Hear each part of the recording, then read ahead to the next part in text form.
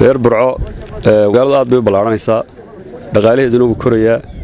dadkiina wuu ku sii badanayaa dhismayaashuna way ku badanayaan waxa u baahan tihiin inaad magaaladiinna ama magacyada wanaajisaan magac waliba magacuu ka xun yahay bay bixinayaan xaafada cusub oo wax lala yaabo maxaa magacyada xunxun bi'sa ismu lfusuuqi bacda aliimaan baa ilaahay maxaa magaca xun afkiinna ku tuuray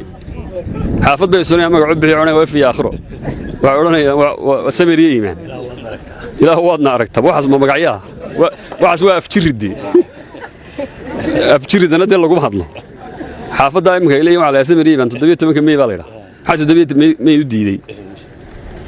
xaafadda la yidhaahdo caqiibo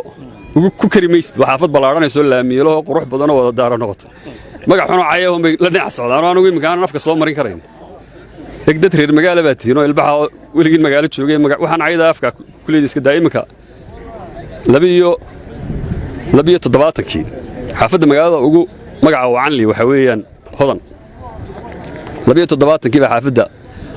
berigaan ugu maan jirin ayaa waxa la soo raray halkan station police center ku yahay baa xaafad isku ranay ahaan jirtay bila raflaa berigaan magaalada maamul jiray xaafadda hodan baa dadkii la dejiyay hodan baa loo bixiyay waxay ka dabagayeen qaylo hodan qaylo ilmiga yiraahdaan meel magac xun bay doonayaan waxa soo kalena wax soo darrad magacyada xun iska daaya imika doox baa dhex mara magaalada dhexdeeda magacaya baa la yiraahdaa berbera mid baa dhex mara taasoo kale waxa la farjanno dadka ilbaha isaas magacyada u bixinaya 200 oo magac baad doo heli karaysaan waxaan cayda iska daaya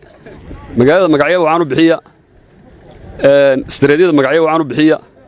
mid baa imika koob shaah dalbanaya wuxuu doonayay yaroo buno loogu daro wuxuu oranaya mid dakhran keen waxaas baaf Soomaali ba ma waxaan wada jaxarka inta iska deysaan wada xarig maranka si flies loo fikiro magacyada wanaagsan bixiya dawladda hoosana waxaan kula talinayaa inay magacyada wacan magaalada weylada dhiirigeliso saxaafadda ay aad u isticmaasho saxaafadda magacyada wacan cidina idin kama kamarada badna cidina idin kama saxaafadda badna cidina idin kama ilbaxsana shanta iskuulee Soomaalidu bay ma jirtay burcay ahaay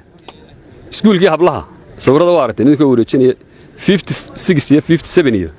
meesha quraha iskuulka hablaha dunida way ma jirtay halkan ay hayde hablaha mutacallimiinta la yaqaan ee Soomaaliya oo dhan halka ka fartay halkan marka yaan la idin ku leebal garaynin badownimo iyo afxume Soomaaliga inuu hagaajiyo magaaladana magacyo wacan noogu bixiya magaalada xaafadan Shafiil waxa loogu bixiyay markii Shafiil golaha deegaanku ina aqoonsaday ee dhiirgelin bay ahayd aqoonsi rasmi ma ahayn laakiin waxay ahayd niyad wanaag ay inoo muujinaysay magaaladaas xaafadan markaa xaafadaha ugu ballaaran leh baa loogu magac daray sidaas markaa magaca noogu baxay magacyada wanaagsan dhiirigeliya